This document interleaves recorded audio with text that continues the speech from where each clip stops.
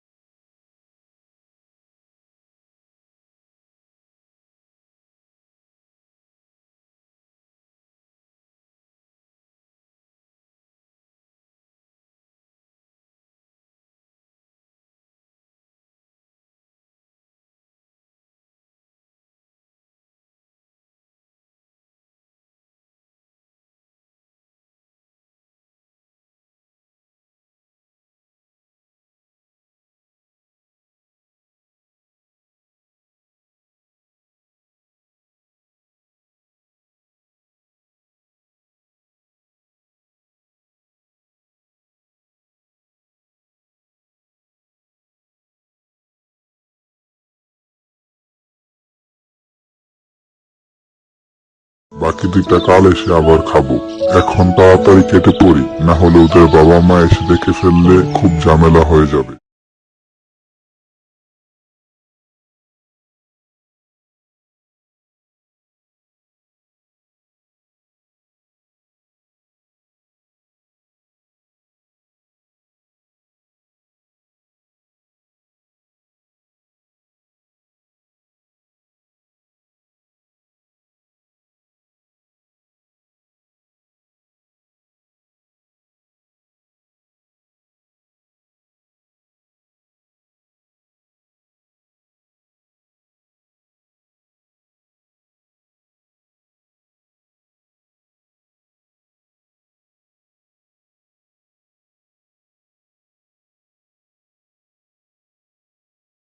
টিয়া, ময়না, কাক সবাই তাদের বাসার সামনে আসে। এসে টুনিকে ডাকতে থাকে।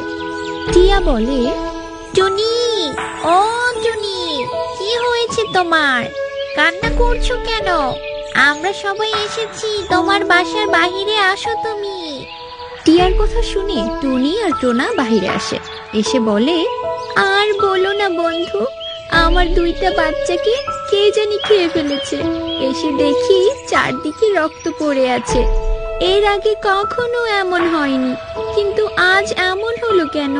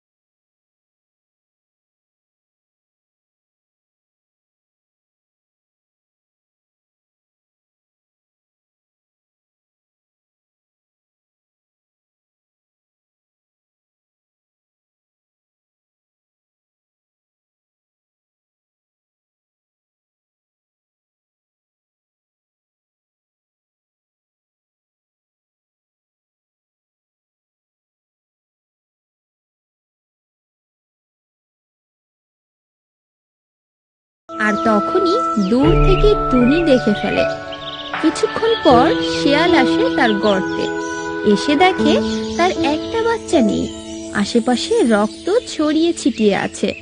তখন শিয়াল বলতে থাকে, হায় হায় হায় হায়, কে আমার এত বড় সর্বনাশ করলো?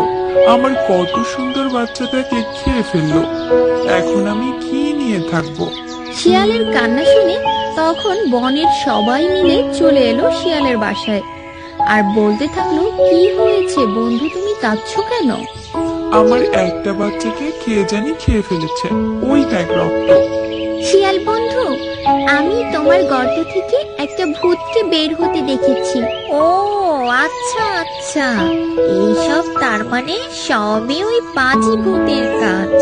তখন সবাই মিলে বুদ্ধি বের করলো কি করে জব্দ করবে ওই ভূতকে। আর তারপর তারা একটা বুদ্ধি বের করলো। তারপর একদিন একটি কাচের বোতলে একটি পাখির ছানার ছবি রাখলো। আর তারপর সবাই আড়ালে লুকালো। একটু পর সেখানে ভূত এলো আর এসে সে তো খুব খুশি, বলল, এই তো পেয়ে গেছি আমার আজকের দিনের খাবার।